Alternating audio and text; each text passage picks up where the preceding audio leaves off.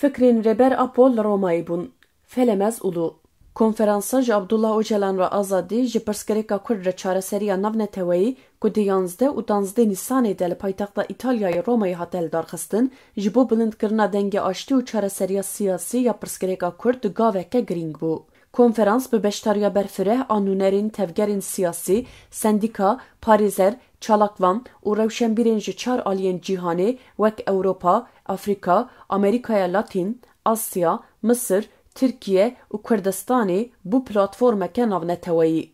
Ev yek nîşana piştgiriyeke gerdûnî ya mezin e ji bo azadiya Rêber Abdullah Öcalan û çareseriya demokratîk a doza Kurd. Konferansê derfet da ku kes û rêxistinên ji çand û erdnîgariyên cuda li ser armanceke hevpar biçivin. Beşdariya zêdegî 306 navên navdar ji welatên cihê nîşan dide ku pirsgirêka Kurd û daxwaza azadiya Öcalan êdî ne tenê mijareke herêmî ye, bûye rojeveke cîhanî.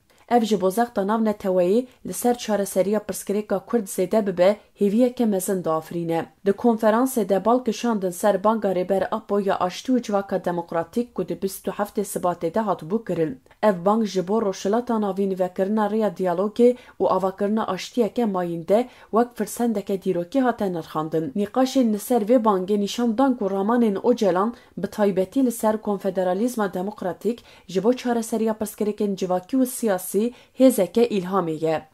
Bêguman, Roma ji bo vê konferansê bi dîroka xwe ya siyasî û çandî xwedî rolek girîng bû. Li darxistina konferansê li Romayê bi piştgiriya saziyên wek Konferansa Karkeran a İtalyayê nîşana hevkariyeke xurt a di navbera tevgera Kurd û civaka sivîl a Ewropî de. Ramanên Rêber Abdullah Öcalan bi taybetî yên ku di çarçoveya konfederalîzma demokratîk de hatine formûlekirin ji bo çareseriya pirsgirêka Kurd û avakirina civakeke adil, wekev û ekolojîk perspektîfeke nûjen û îlhamdar pêşkeş dike. Di konferansa Romayê de jî ev raman wek çavkaniyeke bingehîn a aştî û diyalogê hate nîqaşkirin. Di pergala konfederalîzma demokratîk de civak bi rêya sîstemeke nenavendî ku li ser xwerêveberiyê û beşdariya rasterast a gel ava dibe tê birêvebirin.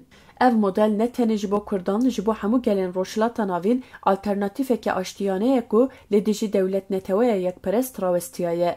Di konferansê de hat gotin ku ev model dikare bingeheke diyalogê ji bo çareseriya demokratîk ava bike. Rêber Apo azadiya jinan wek şoreşa di nav şoreşê de binav dike. Ev bawer dike ku civakeke demokratîk bê rakirina zordestiya li ser jinan nemimkûn e. Ramanên wî yên li ser jineolojiyê di konferansê de wek gaveke radîkal hat nirxandin. Ev nêzîkatî îlhamê dide tevgerên jinan ên çar aliyên cîhanê. Yek ji mijarên ku herî zêde Rêber Apo li ser disekine jê parastina xweza û jîngehê ye. Ew dibêje ku civakeke azad divê bi xwezayê re di nava ahengê de be. Ev ramana wî ji ber ku ew rêya jiyaneke domdar nîşan dide di konferansê de wek bersiveke êrînî li hember krîza ekolojîk a gerdûnî hat dîtin. Rêber Apo her tim girîngî daye çareseriya bi diyalog û aştiyane ya pirsgirêkan.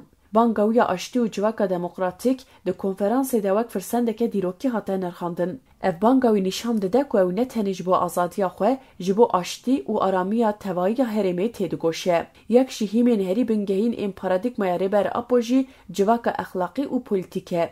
Rêber Apo her dem dibêje civak divê li ser nirxên exlaqî û polîtîk bê avakirin ne tenê li ser qanûnên hişk û civakê temsîl nakin. Ev rê li ber civakeke ku li ser dadmendî, hevkarî û piştgiriyê ava bike ve dike.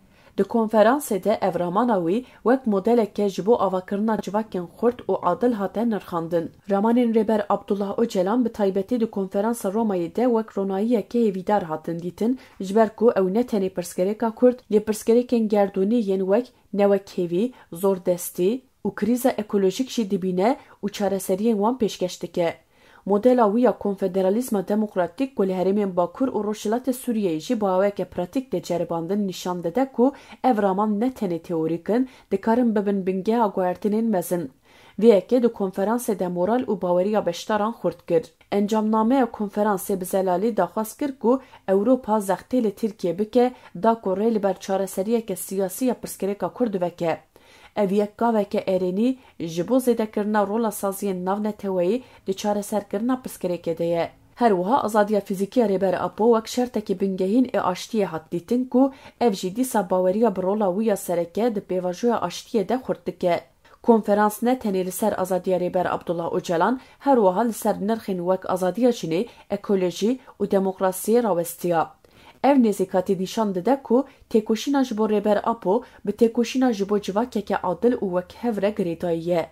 Ev jî perspektîfeke geş û encamgirt diafirîne. Konferansê bi serkeftî karibû têkoşîna ji bo azadiya rêber Apo bike rojeveke navneteweyî ya berfireh ku ev yek dikare bandoreke erênî li ser polîtikayên welatên Rojavayî bike. Bi taybetî tevlîbûna kesayetiyên navdar û rêxistinên navneteweyî dikare baldariya li ser rewşa rêber Apo û pirsgirêka Kurd zêde bike. Her wiha nîqaşên li ser paradigmaya rêber Apo nîşan didin ku ramanên wî ne tenê ji bo Kurdan, ji bo hemû civakên bindest jî çavkaniyeke îlhamê ne. Bi Kurdî, Konferansa Romayê bi yekîtiya xwe, peyamên xwe yên aştîxwaz û encamnameya xwe ya bihêvî bûye mîladek di têkoşîna ji bo azadiya rêber Abdullah Öcalan û çareseriya pirsgirêka Kurd.